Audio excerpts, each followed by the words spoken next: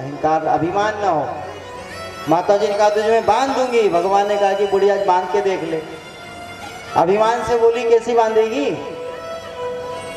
तो माँ भगवान के पीछे बार बार दौड़ती है। तो एक सखी भी साथ में थी। माता जी ने कहा अरे इसको पकड़ तो जरा। तो भगवान दौड़ते दौड़ने लग जाते। गोपी ने कहा अरे मैया ये तेरा कन्हैया बड़ा इतरा गया है, पता है इसको लोग भगवान बोलते तो भगवान बोलने में इतरा गया है। काम कर, ये अपने आप को भगवान समझता है, इसलिए इसको इसके भक्त की कसम दे दे, ये बंध जाएगा। तो देखो मैया कसम दे रही है, बहुत ध्यान से सुनना भगवान क्यों बोले। अरे कन्हैया रुक जा, तुझे तेरे सत्युग के भक्तों की कसम। तो भगवान ने कहा मैया मेरे सत्युग में बहुत सारे भक्त रहेंगे, मुझे किसी बात की चिंता नहीं है। भगवान नहीं बन गए, पकड़ में नहीं आए, फिर भक्त दौड़ने लगे।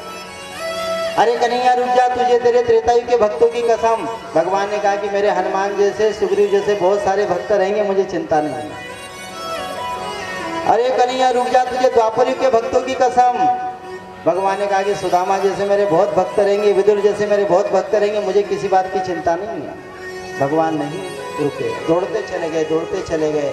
तब माता जी ने कहा कन्हैया रुक जा, तुझे तेरे कलयुग के भक्तों की कसम।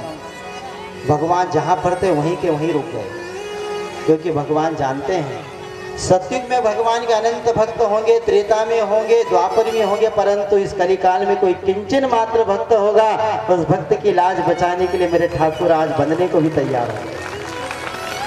देखो अपने भक्त को कितना प्रेम करते हैं भगवान। न तथा में प्रियतम आत्मयोनिरनः शंकर, न च शंकर सनो न स्त्री, नैव आत्मा च यथा भवान्।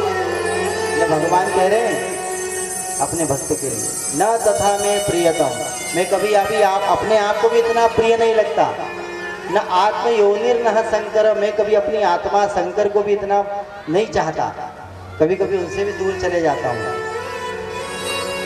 न च शंकर सनो, यानी मेरे भाई बलराम को भी इतना प्रेम नहीं करता। न स्त्री, आप कहा है कि मैं लक्ष्मी को इतना प्रेम करता हूँ, परंतु जहाँ मेरे भक्त की बात आ जाती है मैं वहाँ पर हमेशा जाकर के विराजमान रहता हूँ। ये भक्त की लाज बचा रहे भगवान।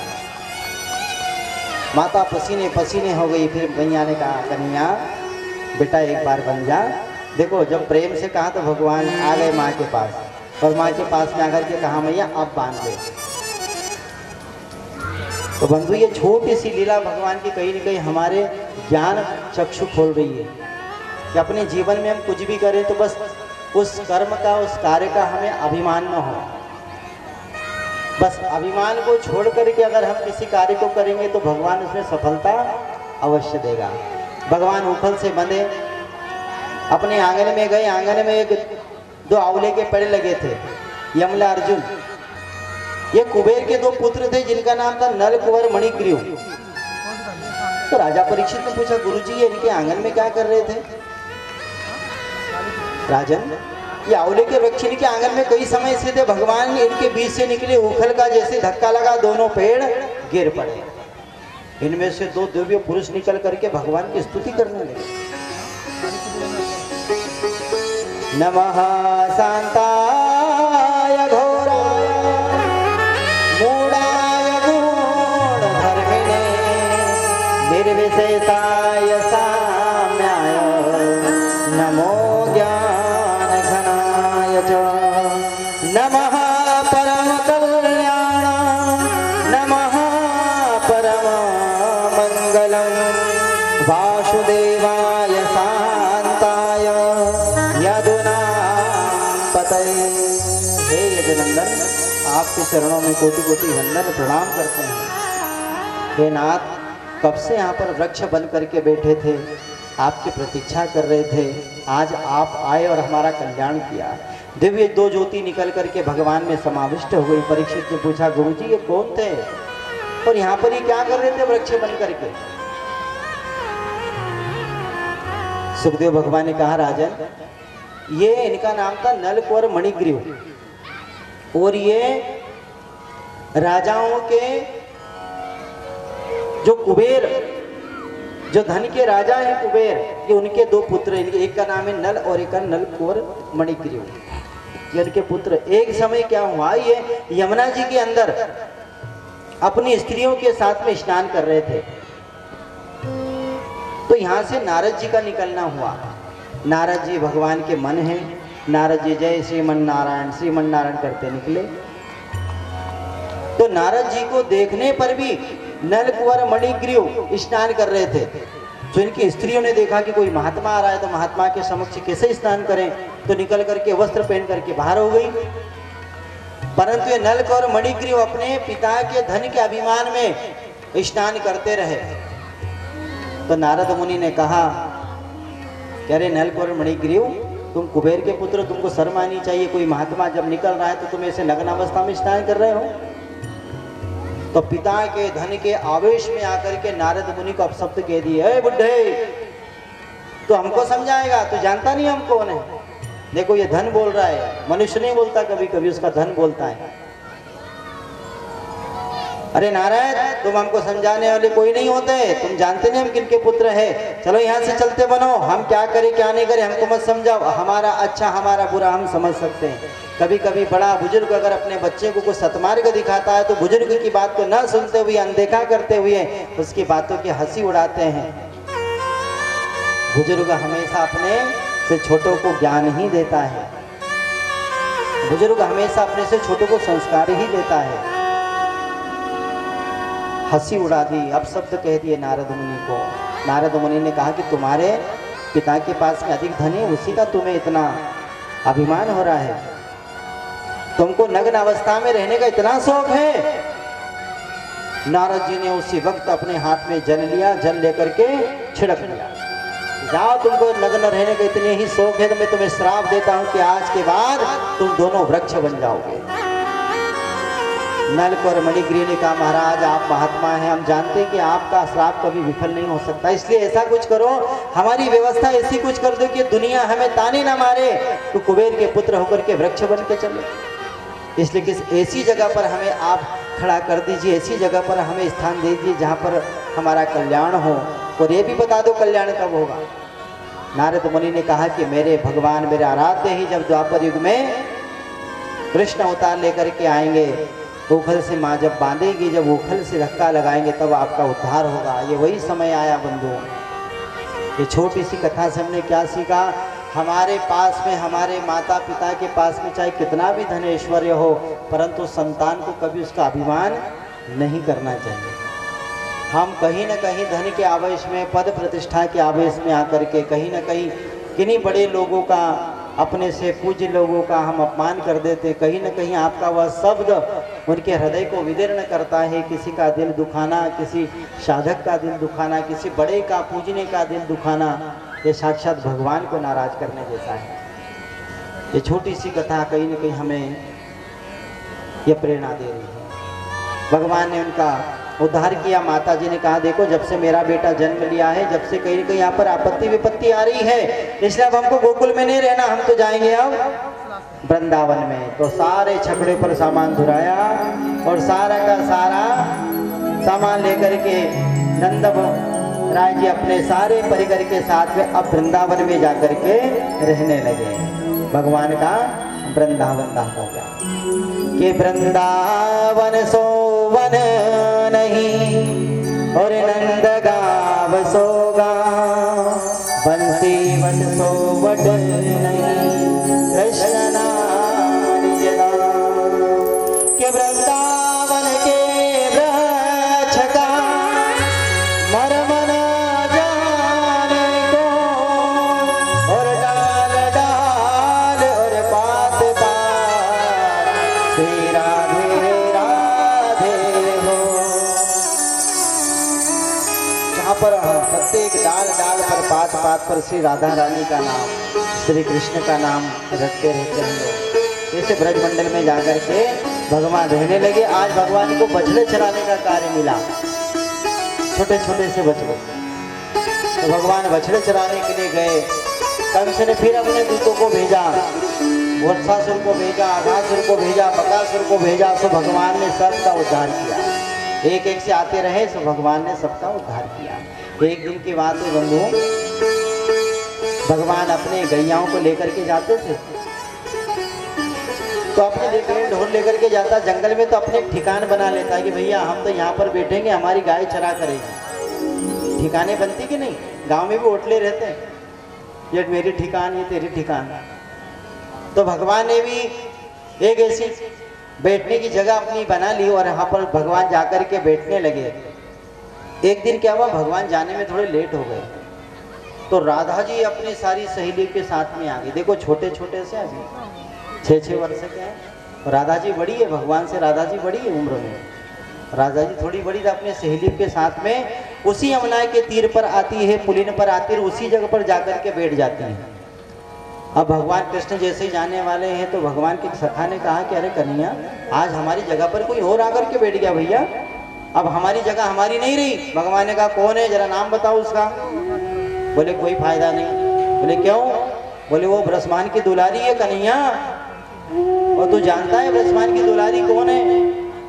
बोले बहुत सुंदर है, बहुत सुंदर है ब्रह्मांड की दुलारी, राधा है साक्षात भगवान, भक्ति है साक्षात, जिसके द्वारा हमें माधव की प्राप्ति होती है, तो ऐसी वैसी तो होगी नहीं। तो कन्हैया ने कहा जाओ उसको जाकर के बोलो कि वहां से जगह खाली करे, हमको वहां पर आकर के बैठना है। राजा जी के पास में आए, राधा जी के सही कहा रे भैया ये जगह ऐसी खाली नहीं होगी, अगर आपको इस जगह पर बैठना है तो आओ आकर के युद्ध करो, अगर युद्ध में जीत जाओ तो जगह आपकी। भगवान के पास आए, सखा ने कहा अरे वो तो युद्ध की बात कर रहे हैं। भगवान ने कहा कि हम भी तैयार हैं। अब इधर से हेड कौन थे टोली के? कन्हैया जी। उधर से हेड कौन थी? बोले राधा जी। अब सखाओं ने राधा जी को देख करके कहा कन्हैया एक काम कर भैया, युद्ध तो तू करेगा, परंतु तेरे से हाथ जोड़ करके विनती है कि तू राधा जी के चेहरे को मत देखना, क्योंकि तूने कभी चेहरे को देख लिया तो हमको पता है कि तू युद्ध हार जाएगा। बोले क्यों, ऐसा क्या है? अरे बोले जब युद्ध को करता है अपने सामने वाले के साथ में, तो उसका मुंह नहीं देखा जाता, उसके पैर देखे जाते हैं कि पेतरा कैसा चल रहा है। अरे पेतरे पे तो सारा युद्ध होता है? बोले तो तू उसके चरण देखना, उसके पैर देखना कि पेतरा कैसे चलेगी। भगवान ने कहा चलो भाई ठीक है। अब हुआ दोनों का युद्ध। राधा जी तो सब जानती है, कन्हैया के सखा का देख भैया तो युद्ध तो कर रहा, पर हमको तेरे ऊपर विश्वास नहीं है, और अगर तू कभी हार गया तो हमारी नाक नीची कर देगा। अरे भैया बोले देखो मैं कुछ भी हो जाऊं, परंतु तुम्हारी नाक नीचे नहीं होने दूंगा, ये गारंटी मेरी, तुम्हारी नाक नीचे नहीं होने दूंगा। और भगवान ने युद्ध किया, दोनों ने मल्ल युद्ध किया। भगवान ने राधा जी के कंधों पर हाथ रखा, राधा जी ने भगवान के कंधों पर हाथ रखा। आज ये प्रथम मिलन हो रहा, देखो झगड़े के साथ में। कभी कभी ऐसे होता है जीवन में, कभी संगी नहीं मिलती तो झगड़े के साथ में मिलती है। अरे हो जाता है, ये दुनिया है, कुछ भी हो सकता है। कहीं से मुलाकात होती झगड़े के साथ में होती है, पर जीवन भर प्रेम रहता है। उनमें से राधा जी कृष्ण जी एक है। भगवान के साथ में युद्ध किया राधा जी ने भगवान के साथ युद्ध, भगवान ने राधा जी के साथ में युद्ध। भगवान के चेहरे को देख रही है राधा जी, परंतु भगवान राधा जी के चेहरे को नहीं देख रहे, क्योंकि सखाओं ने मना कर दिया। युद्ध करते करते करते करते भगवान साथ में युद्ध कर रही राधा जी, परंतु अपना पेतरा नहीं बदल रही है, क्योंकि भगवान चरणों को देख रहे राधा जी कि कुछ पेतरा बदले तो मैं पाँव में पाँव डाल करके नीचे फेंक दूं। भगवान चरण को देखते जा रहे हैं। राधा जी ने कहा कि बेटा मैं भी पक्की युद्ध करने वाली हूँ, पेतरा नहीं बदलूंगी, एक न एक बार तुझे तो ऊपर दिखवा करके रहूंगी। जैसे भगवान ने ऊपर देखा, चेहरे को देखा, राधा जी ने पाँव में पाँव डाल करके धड़ाम से धरती पर फेंक दिया। दो काने चित्त हो गए भगवान। अब भगवान चित्ते पड़े हैं और राधा जी कमर पे हाथ रख करके खड़ी है। सखाओं ने क्या तूने लजा दिया रे हमको, हमारी नाक तूने नीची कर दी। अब भगवान तो ऐसे पड़े हैं। भगवान ने कहा देखो कुछ भी हमने वचन दिया था कि नाक नीची नहीं होने देंगे, अभी भी राधा की नाक नीची है और हम उबड़े पड़े हैं तो हमारी नाक ऊंची है। भगवान हार करके भी जीत जाता है, यह प्रभु की प्रभुता है, वह हार करके भी जीतता है। भगवान कभी अपने भक्तों की आस को टूटने थोड़ी ना देते हैं। राधा जी गोरी गोरी, हमारे श्याम जी काले काले। सांवले सांवले। राधा जी को प्रथम बार भगवान ने देखा है, प्रथम बार छोटी छोटी सी। अब घर पर आए, घर पर आकर के मैया से कहा, मैया आज मैं राधा जी से मिला। तो कभी कभी ऐसा वो संवाद होता नहीं कि माता जी से भगवान बोलते भी कि अरे मैया राधा जी से मेरा ब्याह करा दे। वो एक ऐसा ना कोई फिल्म में भजन है एक ऐसा, राधिका गोरी से बिरज की छोरी से मैया करा दे मेरो ब्याह। इसे बोलते ना, वैसा गाना है ना, भजन है ऐसा। तो राधा जी साक्षात भक्ति स्वरूपा है और भगवान साक्षात ईश्वर है। जिनके बिना भगवान मिलते नहीं हैं, जिनके बिना भगवान बिल्कुल अधूरे हैं। ही राधा मेरी स्वामिनी और मैं राधे जुगुदा, जन्म जन्म मोई दी से वृंदावन को। जहाँ पर स्वयं राधा है वहाँ पर भगवान हमारे कृष्ण है। आइए थोड़ा सा हम भी भजन गुनगुना लेते हैं। बहुत देर भी हो गया भजन को। भजन नहीं हो तो सब घूर घूर करके देखे गुरु जी को भजन गाएंगे हैं। आओ जरा सभी जने राधिका जी का नाम ले लेते हैं। ओ राधिका गोरी से धीरज की छोरी से ओ मैया करा दे मेरो ब्याह। आइए जरा सभी जने आनंद के साथ में झूमते हुए।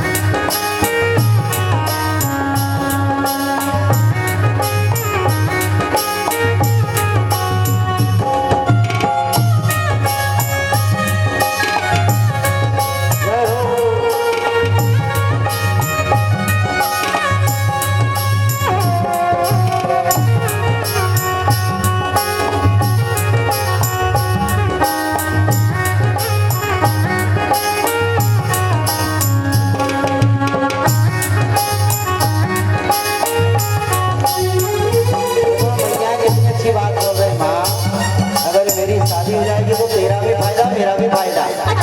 तेरे को गरम गरम रोटी मिलेगी और मुझे भी गरम गरम रोटी मिलेगी। और जब बहू आएगी ना मैया, अभी तो चटाई पर बैठ रही है, परंतु जब बहू आएगी तो बहू तुझे चंदन की चौकी पर बिठाएगी। देख शादी कराने में कितना सुख है बेटे का।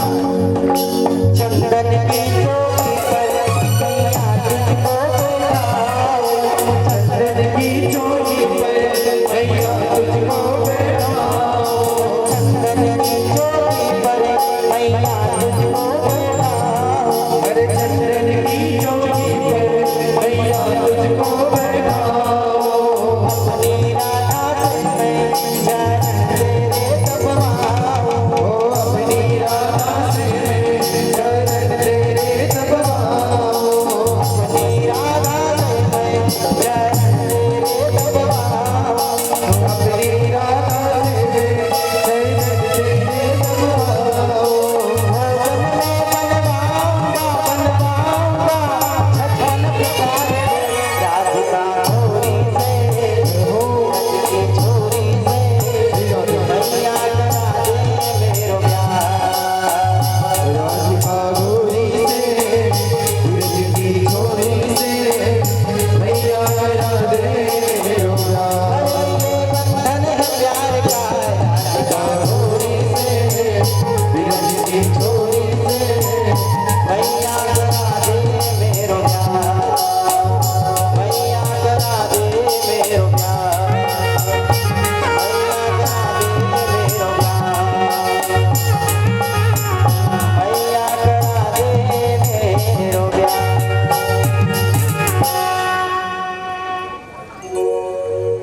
भगवान अपनी माँ को समझा रहे, माँ मेरा विवाह करा दे। देख एक माँ जब अपने बेटे का विवाह कराती है तो उसको कितना सुख मिलता है। गरम गरम रोटी मिलती है मैया बहू के हाथ की।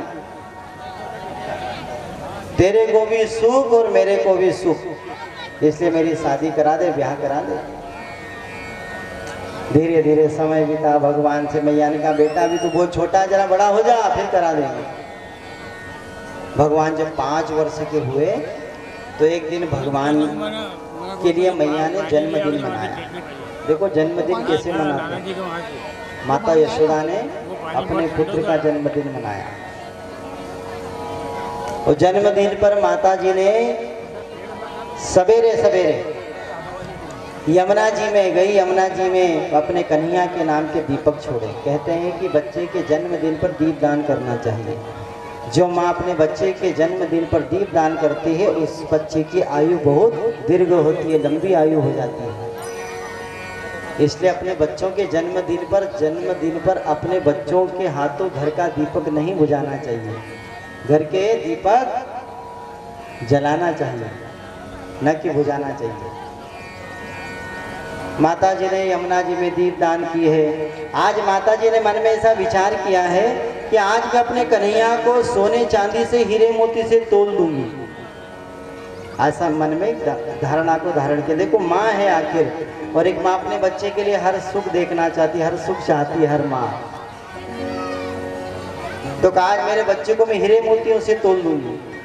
भैया लोग आप बैठ जाओ ना, बैठ जाओ, पाँव को तकलीफ क्यों दे रहे, आराम से बैठो, भगवान की कथा सुनो आनंद के साथ। ओ जीजी भाई हो, पाछड़ी से मत खड़ी हो, आप भी बैठी जाओ जरा, थोड़ी सी देर और कथा है।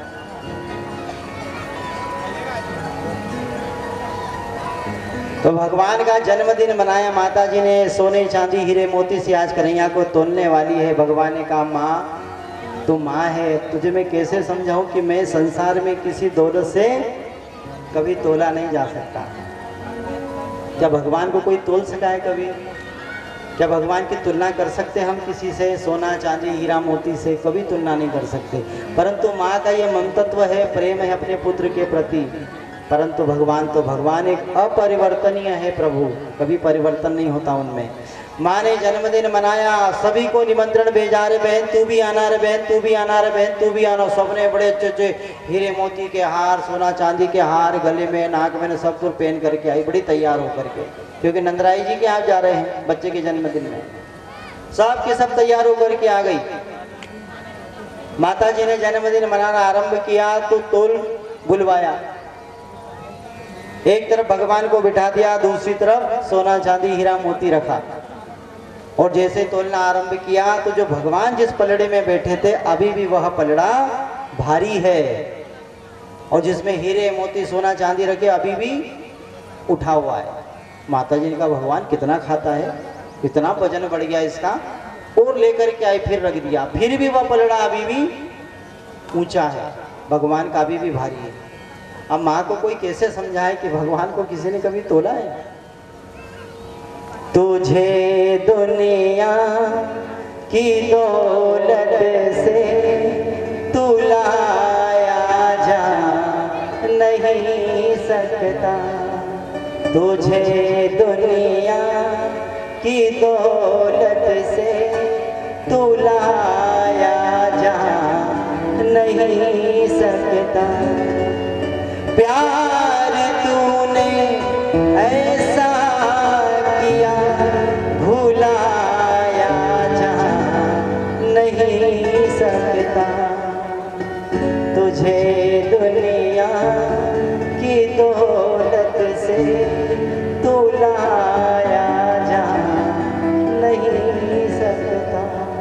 ये एक भक्ति की भावना है, परंतु माँ तो माँ होती है, माँ का वो प्रेम है, माँ का ममतत्व है। पलड़ा अभी भी ऊपर है। माँ ने कहा भैया भंडार खोल दो, पता नहीं कितना दिन भर खाते रहता है, वजन बढ़ गया होगा।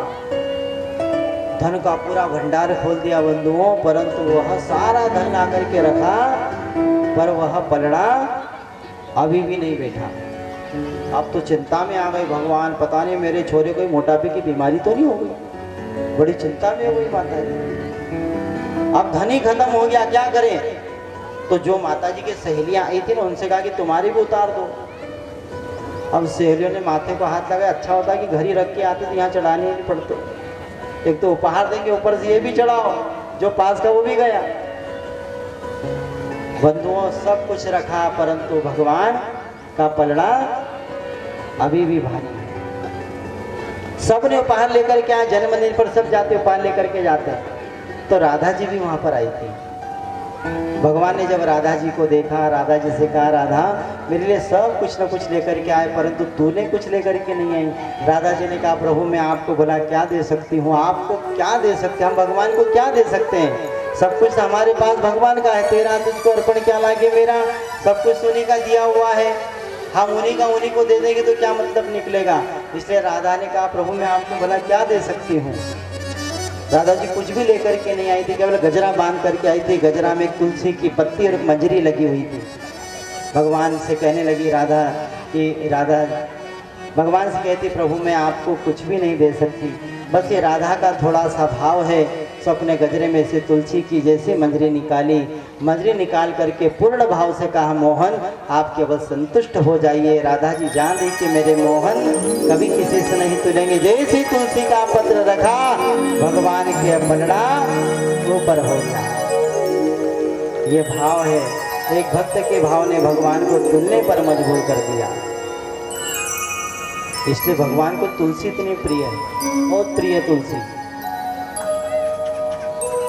माना कि पुरुष बल में भारी है, माना कि पुरुष बल में भारी है, परंतु जीतती हमेशा ही नारी है। इसीलिए मेरे केशों के 56 भोग पर केवल तुलसी की पत्ती ही भारी है। एक तुलसी की पत्ती आप रख दो, भगवान मान जाएंगे। इसलिए एक भक्त का भाव है ये। इसलिए हम भगवान को भला क्या दे सकते हैं बताइए? भगवान को हम तोल सकते हैं? कभी हमने देखा भगवान कभी तुला हो? भगवान केवल प्रेम में ही तुलता है, प्रेम के बंधन में ही बनता है भगवान। भगवान ने लीला की, भगवान की भगवत कथा में कैसी लीला आती है कि काली नाग रहता था यमुना में, भगवान ने उसे निकाल करके यमुना को निर्मल किया था। उसी प्रकार भगवान ने संदेश दे रहे कि हम भी अपनी नदियों को पवित्र रखें, स्वच्छ रखें, उनको हम गंदा न करें। उनके जल से सिंचाई होती है, सिंचाई से अन्न होता, अन्न को हम खाते हैं, फिर हम उसी अन्न को अगर खाएं, अगर गंदा जल हो जाए, गंदे जल से अन्न सिंचित हो तो कहीं न कहीं हमें बीमारियों का सामना करना पड़ता है। इसलिए भगवान ने गेंद का खेल रचाया। गेंद का खेल रचा करके भगवान यमुना में छलांग लगाते, यमुना में छलांग लगा करके काली नाग को निकाला। उसी प्रकार भगवान दुनिया में भी एक खेल रचते हैं। जैसे वहाँ पर गेंद का खेल रचाया, उसके माध्यम से यमुना में गए, यमुना में कूद करके काली नाग को बाहर निकाला, जब यमुना जी निर्मल हो गई। उसी प्रकार यहाँ पर भी एक यमुना है बंधु, यमुना में भी एक बहुत बड़ा काली नाग बैठा है, उसने भी सब धूमिल करके रखा यमुना जी को। वो कौन है? बोले हमारा शरीर। ये हमारा शरीर भी एक यमुना है, इसमें भी एक नाग बैठा है। अब इसमें भगवान प्रवेश कैसे करेंगे? तो उनको कुछ न कुछ खेल रचाना पड़ेगा। तो भगवान ने सत्संग का खेल रचाया, भगवान ने सत्संग का खेल रचाया। इस खेल को रचा करके भगवान हमारे अंतर मन में प्रवेश करेंगे, यानी यमुना जी में प्रवेश करेंगे। जैसे यमुना जी में प्रवेश करेंगे तो हमारे अंदर भी एक नाग बेटा, जिसको हम बोलते हैं अभिमान, अहंकार। भगवान जब अहंकार को निकाल करके बाहर कर देते हैं, जब जीव की आत्मा पूरी तरह से निर्लिप्त हो जाती है, एकदम शुद्ध हो जाती है, स्वच्छ हो जाती है। और कहते हैं कि जहाँ पर स्वच्छता अधिक रहती है, जहाँ पर कुछ भी गंदगी न हो, वहीं पर आकर के भगवान बैठता है। तो हमारा घर मन भी निर्मल होगा, सहज होगा, सरल होगा, तभी तो भगवान इसमें विद्यमान होंगे, भगवान इसमें बैठेंगे। मन मंदिर में बहुत सारा भूसा भरा हुआ है, कचरा भरा पड़ा हुआ है, तो कहाँ से भगवान बैठेंगे? इसलिए अपने अंतर मन को हमेशा सरल रखे, साफ रखे, सहज रखे। तो बर्तन जो था, वो बर्तन को अंदर से अच्छा साफ करते कि बाहर से साफ करते? अब आप तो करते ही होंगे, आपको पता ही है। अरे अंदर से करते कि बाहर से करते? तो डोबरी थोड़ी हिलाएंगे। मुझे क्या मालूम कि कोई बाहर से करता है कि अंदर से करता है। अरे भाई, बर्तन को हम अंदर से साफ ज्यादा करते हैं और बाहर से साफ कम करते हैं। बाहर भले काला लगाओ चल जाएगा, परंतु अंदर अगर बर्तन गंदा है तो चलता नहीं है। अगर बर्तन झूठा रह गया, अच्छे से नहीं मांजा, उसमें अगर हमने दूध रख दिया तो दूध फट जाएगा। कोई अच्छा पदार्थ रख दिया तो पदार्थ खराब हो जाएगा। तो इसलिए ना, घर के बर्तन को अंदर से खूब मांजा, बहुत मांज लिया हमने, इसको एकदम साफ कर लिया, उसमें तनिक भी गंदगी नहीं है। तो एक आदि कम से कम ये देह रूपी बर्तन को भी अंदर से साफ कर लो, इसमें हमारा माधव आकर के अपने आप बैठ जाएगा। बाहर से तो खूब साफ कर लिया, दे दगड़ा सी घसी घसी को भैया, तो मेल पे नहीं रह गया। और ऊपर से फिर वही सजावट वाली बात, ये लगा, वो लगा, फलाना लगा, ढिमकाना लगा, अरे चकाचक। और अंदर देखो तो हो बाप रे बाप। फेयर एंड लवली से कभी लोग दुनिया गोरे होते भैया, तो भैंस कभी काली नहीं होती। बोलो जय सिया राम।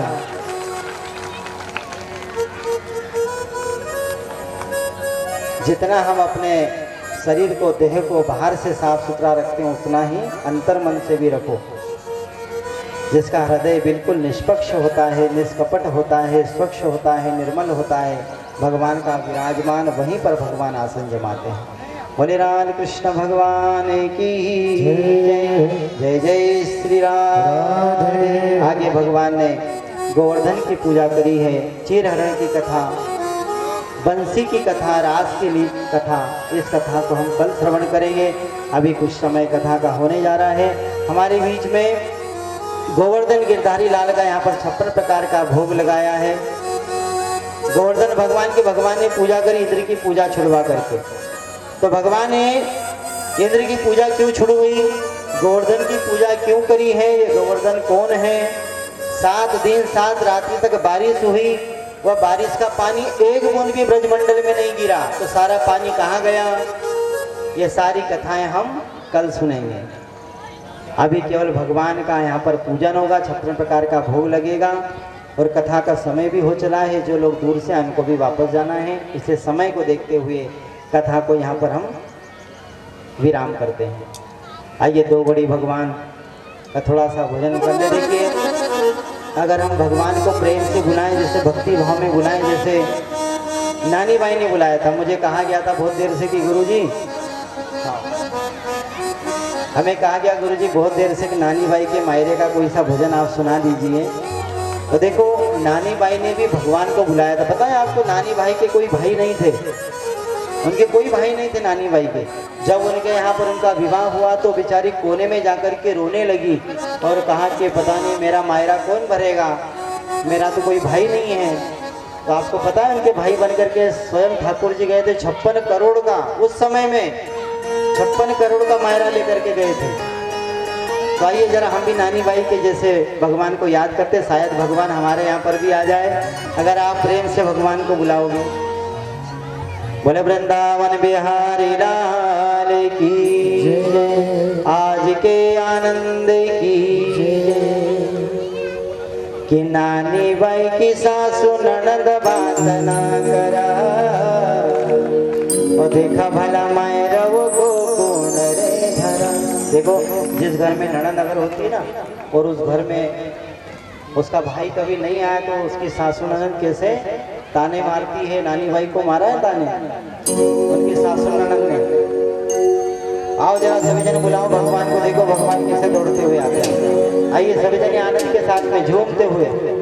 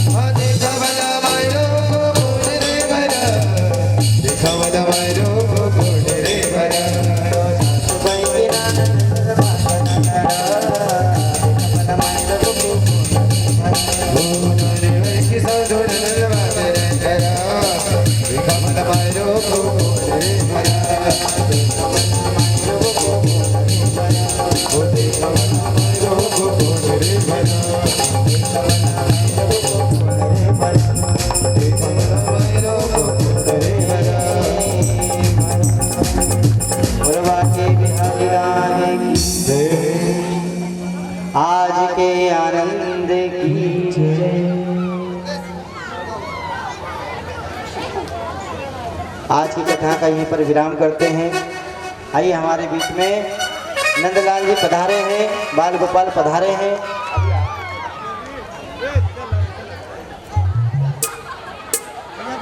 कन्हैया जी आए हमारे बीच में मटकी फोड़ने के लिए। यहाँ पे सभी जने माखन चोर का ताली बजा करके स्वागत करेंगे। बोले माखन चोर भगवान की जय हो।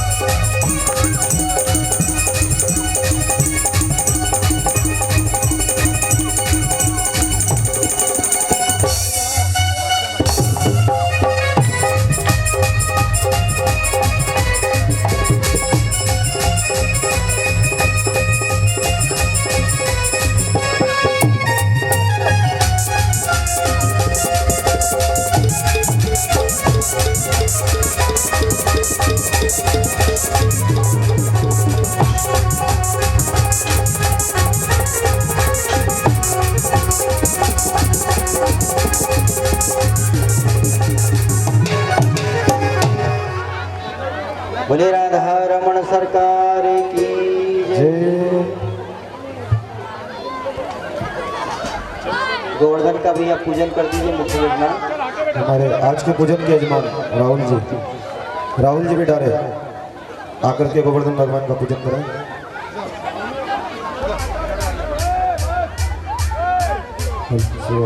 कल हमारे बीच में एक महानुभाव आए थे, अरुण जी।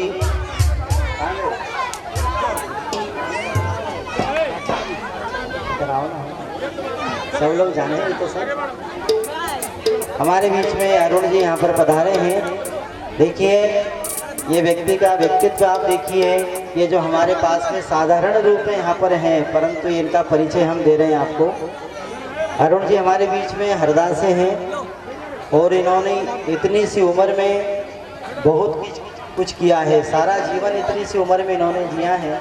ये मेरे बहुत अच्छे प्रेमी हैं, बहुत अच्छे प्रिय हैं। बड़ा हल्ला गुल्ला नहीं करेंगे सभी जने।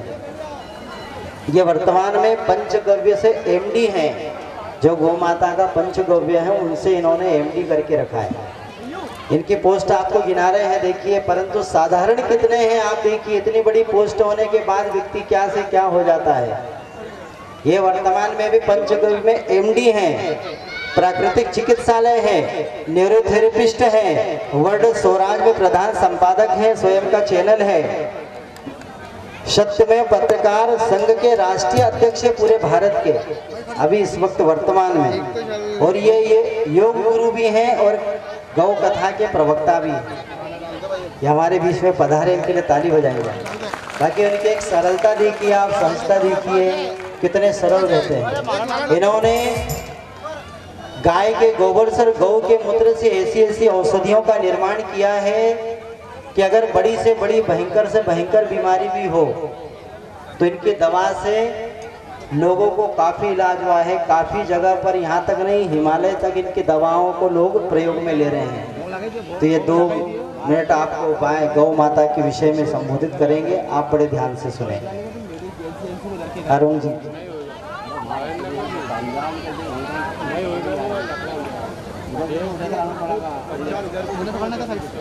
हेलो हेलो, एक बार बोलिए माँ।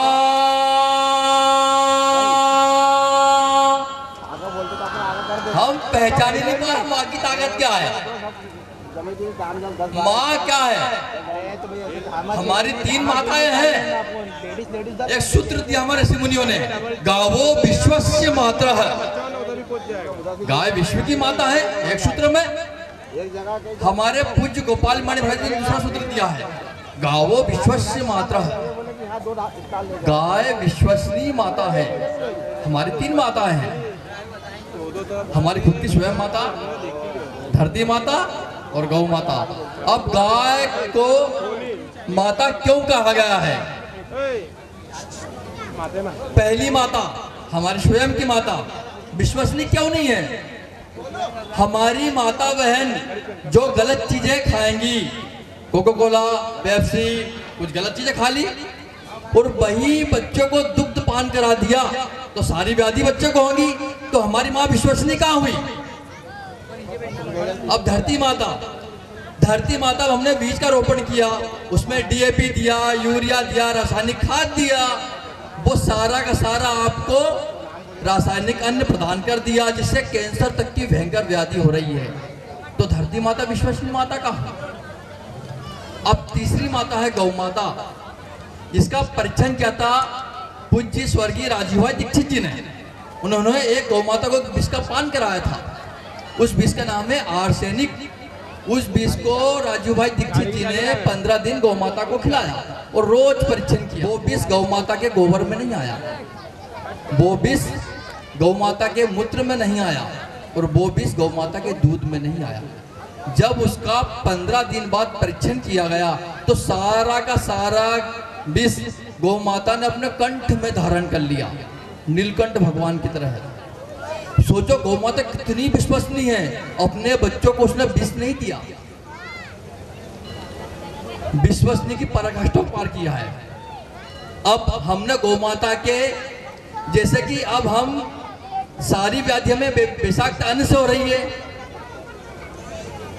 आप एक घर में परीक्षण करना, आप कैसे ही भी विषाक्त फल घर में ले आओ खरीद के, सब्जी ले आओ खरीद के, उसमें कितना केमिकल है।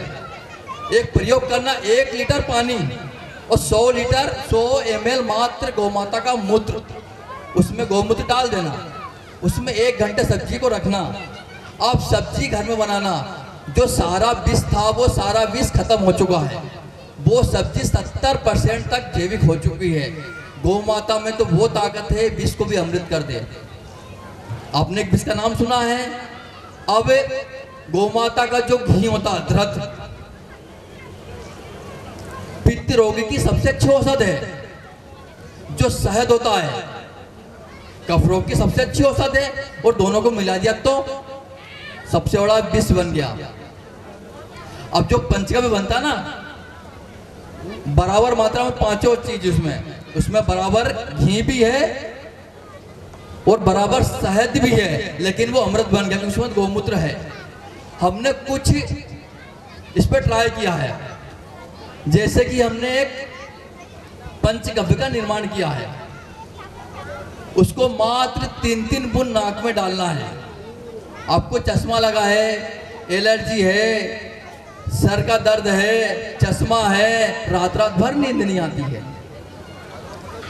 उसको मात्र 3-3 बूंद नाक में डालना है। और साथ में एक चश्मे के लिए हमने एक औषधि बनाई, ड्रॉप बनाया, आई ड्रॉप, उसको डालना है। उसका रिजल्ट ये हुआ कि खातगांव में एक माताजी की आंखें चली गई थी 5 साल पहले। हमने उनको 2 औषध दी, एक आइड का ड्रॉप दिया और पंचगव्य धर दिया 3-3 नाक में डालने के लिए। 15 दिन में माताजी चूल्हे की अग्नि देखने लगी है। इतना पावरफुल रिजल्ट गौ माता का चमत्कार है ये। अब हमने एक ड्रॉप बनाया है जो 50 बीमारियों को खत्म कर सकता है। आपको गैस बन रही हो, उसकी 5 बूंद आधे कप पानी में लेना है। गैस की बीमारी में मात्र 5 मिनट में चमत्कार जैसा फायदा होगा। अब वही ड्रॉप है, सर्दी खांसी हो रही हो, उसको पानी में ले लेना है। रात को उसको 5 बूंद जीभ पे टपका लो, गले में मसाज कर लो, सीने में मसाज कर लो और फूले ओढ़ के सो जाइए आप। सुबह तक आपको 70% आराम मिलेगा सर्दी खांसी जुकाम में। अब हमने कुछ बहुत सारी औषधियाँ हमें बोलने लगो तो 7 दिन तक इसी में लग जाएंगे औषधि के बारे में बताने में। अब एक काम करना, घर में किसी को भी कोई भी व्याधि हो, डॉक्टर के पास जाने से पहले एक बार फ़ोन लगा लेना, ठीक है। मेरा मोबाइल नंबर है 9424006756।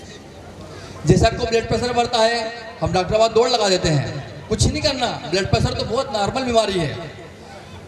अब करना क्या है, करना हमें यह है कि 9424006756। अब एक बीमारी होगी ब्लड प्रेशर की, हम तुरंत दौड़ते डॉक्टर के पास। दौड़ना कहाँ चाहिए? गौ माता के पास। एक नाम पड़ा है माधव, कृष्णा का एक नाम माधव है। क्यों माधव पड़ा? माँ दौड़ के धावन करते थे वृंदावन की गलियों में, माधव नाम पड़ गया। हमें जाना कहाँ चाहिए? गौ माता के पास। माँ 10 मिनट के लिए, और डॉक्टर को बुला लो, बैठ तू भी बैठ, एक परीक्षण कर रहे हैं हम। ब्लड प्रेशर किसी का बड़ा हो या कम हो, कुछ नहीं करना है। गौ माता की पीठ पे मात्र 10 मिनट हाथ करना है बस।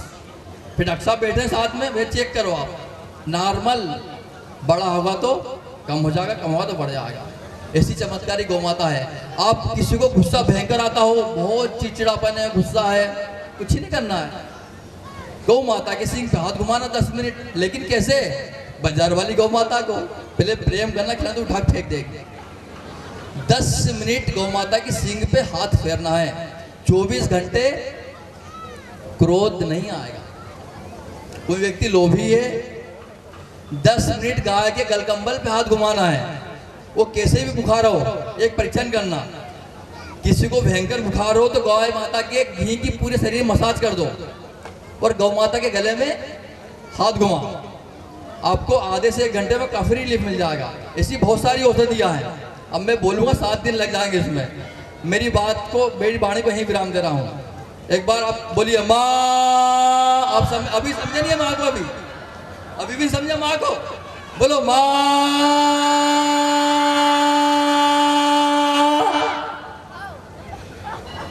बोले गौ माता की जय, बाकी बिहारी लाल की जय।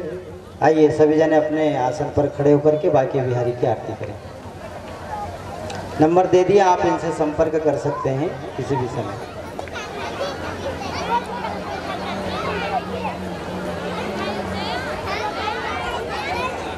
आइए सभी जने आरती करेंगे।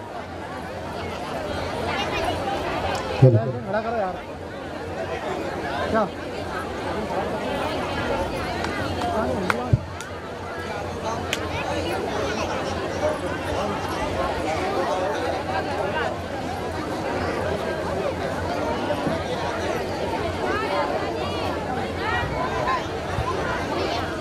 श्री राधे बोले वृंदावन बिहारी लाल की जय। श्रीमद् भागवत महाप्राण की जय। श्री बाबूलाल जी बिटारे, रविंद्र जी बिटारे, अजय जी बिटारे, विजय जी बिटारे एवं राहुल जी बिटारे, उनके सुपुत्र, आयोजक परिवार बिटारे परिवार के द्वारा आयोजित यह संगीतमय श्रीमद् भागवत कथा, जिसका कि आज 5म दिवस की कथा आप सभी लोगों ने यहाँ पर पूज्य गुरुदेव के मुखारविंद से श्रवण की।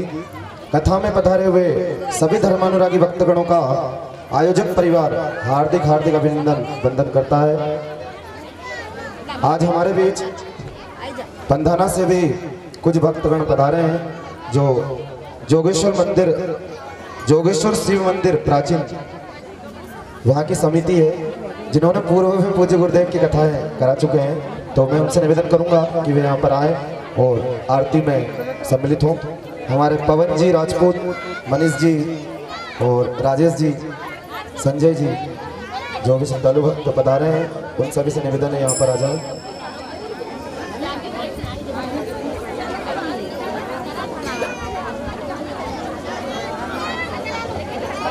आज भगवान गोवर्धन का पूजन भी यहाँ पर संपन्न हुआ है, तो आरती के बाद जिन्हें भी पूजन करना है वो पूजन भी कर सकते हैं। आइए हम आप सभी लोग मिलकर भागवत भगवान की आरती करेंगे। ओम इदगं अवे प्रजननं नियस्ततवीरगं सर्वगणगं कषयात्मकं प्रजासनि लोकसनि लोकसन्ना भजसनि हे अग्ने हे प्रजां बहुलां मे करोत्पन्ना भयोरितो वन्मा कुदत बोले वृंदावन बिहारी लाल की जय। आ जाइए आप लोग, आगे आ जाइए इधर।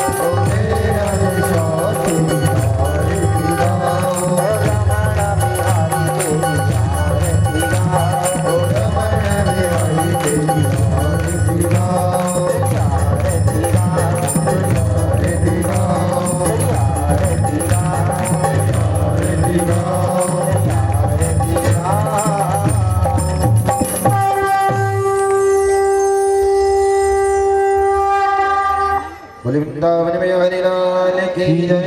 श्रीमद् भागवत महापुराण की जय। सद्गुरुदेव भगवान की जय।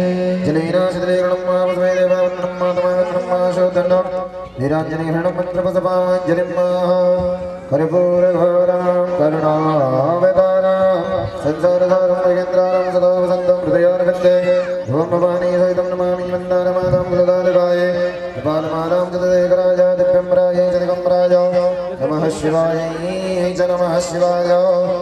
अथ मन्त्रपसपाञ्जलिं महात्म्यचौल्फुल्लिङ्गे हरि ओम जतनेन जगमय जगदेवासाने नमामि भगवन्या सन्नादे हनागं महिमानः सजन्त्रगतपूर्वसाद्याः सन्देवा ओम राजाधिराजाय वसतीयसायने नमो भजं वै श्रवणाय पुरमहे कामकामाय मह्यं कामेश्वरो वै श्रवणो ददातु कुबेराय वै श्रवणाय महाराजाय नमः।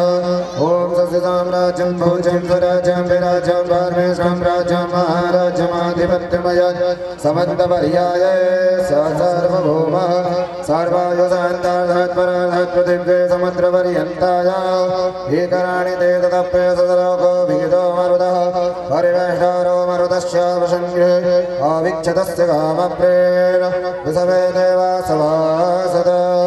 ॐ विसवादश्च कठोरोदा विसवादो मोघो विसवादो आहुरोदा विसवादसपाद सम्बाहुव्यान्धमदिशं पतत्रध्यावा भूमि जनयन् देव एकः।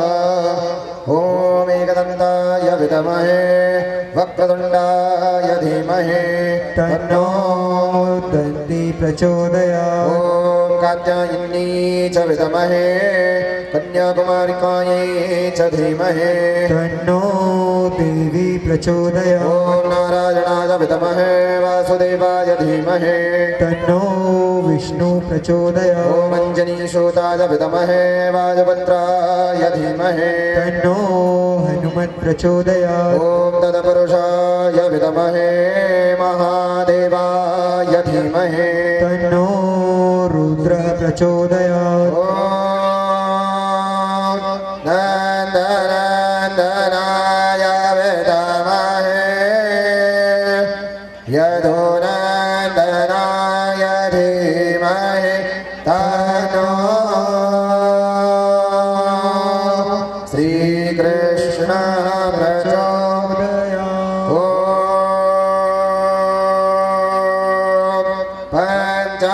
पञ्चमवेदाय विद्महे ज्ञानगम्याय धीमहि तन्नो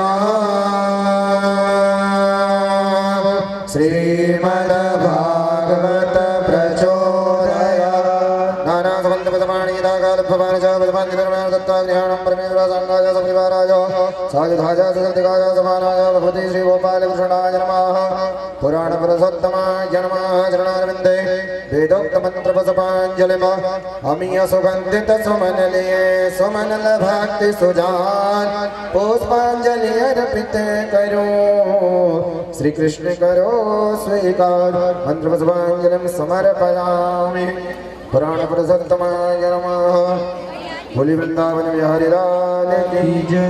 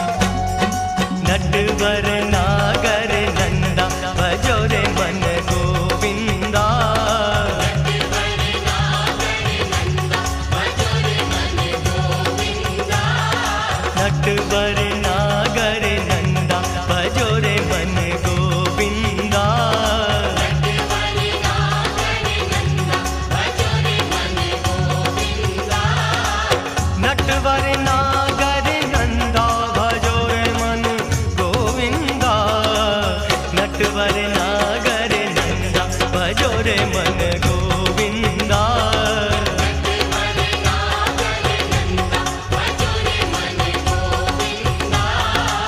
नटवर नागर नंदा।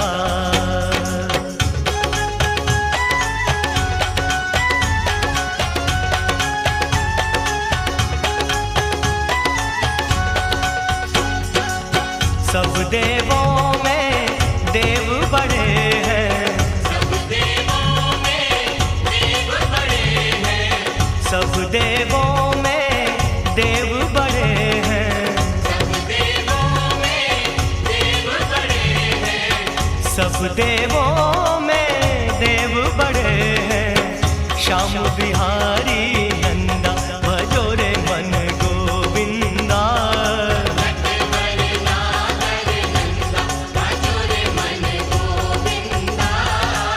नटवर नागर नंदा भजो रे मन गोविंदा।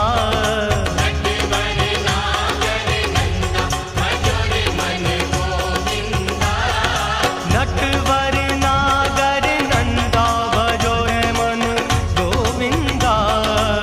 नटवर नागर नंदा भजो रे मन गोविंदा।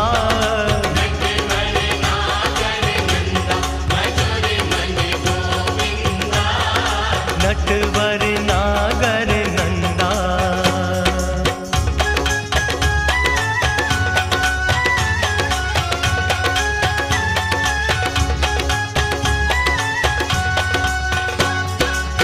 सब सखियों में राधा बड़ी है, सब सखियों में राधा बड़ी है, सब सखियों में राधा बड़ी है, सब सखियों में राधा बड़ी है, सब सखियों में राधा बड़ी है। जैसे तारों में चंदा भजो रे मन गोविंदा।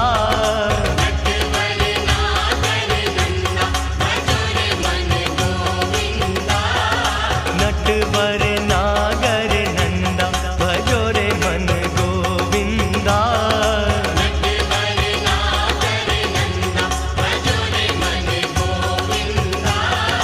नटवर नागर नंदा भजो रे मन गोविंदा। नटवर